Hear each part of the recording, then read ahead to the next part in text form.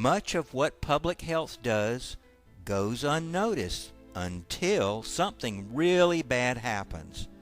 Some of those bad things could be a Category 5 hurricane, an earthquake that destroys San Francisco, a worldwide flu pandemic, or mass casualties from a terrorist attack.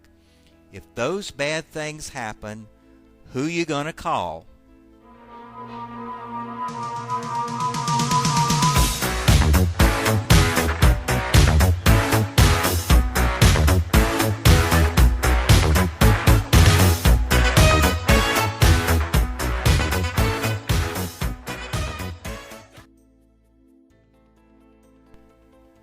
Before we answer the question of who you're going to call, let's go back and review the history of public health in the U.S.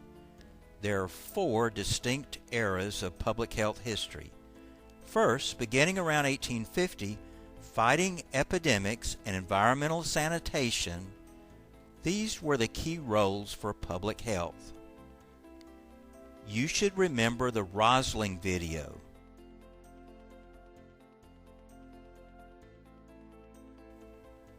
Where after the onset of the Industrial Revolution, and in particular in the late 19th century, health began to improve markedly worldwide. A big contributor to this improvement was public health. Then, from 1850 to 1949, public health made major contributions in fighting germs, developing immunizations, and building state and local infrastructure.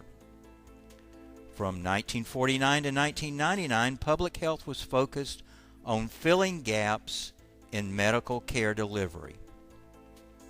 In the late 1980s, Dr. David Satcher, the CDC director, stated that public health had conquered infectious disease, and it was no longer a great threat to humanity. Then, HIV and AIDS, Ebola, 50 other new novel infectious diseases, and the World Trade Center bombing happened, and everything changed.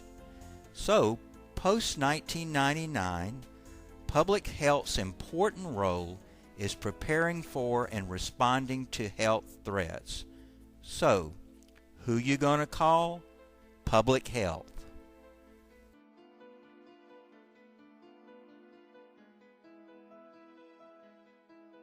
In 1918, millions of persons worldwide died of a novel strain of the flu, the Spanish flu, for which few had any immunity. This is what causes a pandemic outbreak.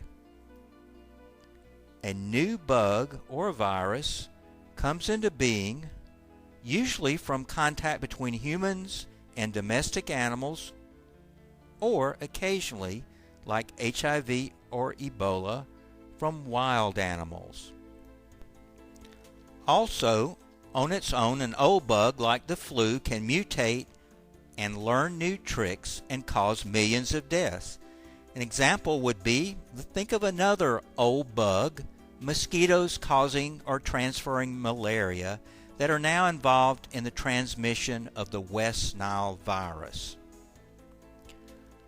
Global warming has created many new environmentally related natural disasters or new habitats for novel diseases, about 50 in the last 30 years. Or it can also cause the mutation of known diseases into new threats. While there's been a lot of debate about the impact of global warming, as Bob Dylan says, you don't need a weatherman to tell which way the wind blows. Back to the role of public health. There's a detailed plan in the National Emergency Management System for all of these new threats, including a strategic national stockpile of supplies, drugs, food, and water in case of a natural, man-made, or other emergency or pandemic. Every public health worker is trained for a specific role in such emergencies. So hopefully this photo story will answer the question, in the case of a natural disaster, a bioterrorist attack, or a worldwide pandemic, who you going to call?